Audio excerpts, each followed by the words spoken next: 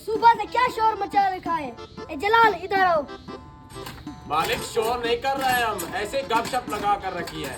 और जलाल आपको छोटा मालिक बुला रहा है, जाओ जल्दी से।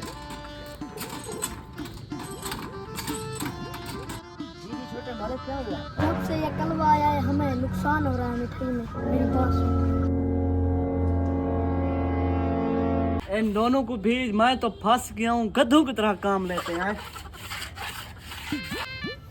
कलवे लकड़ियां उठा के लावे।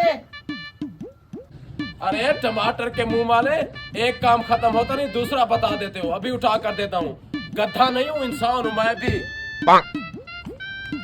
दिल में मेरे है दर्द डिस्को, दर्द डिस्को, दर्द डिस्को।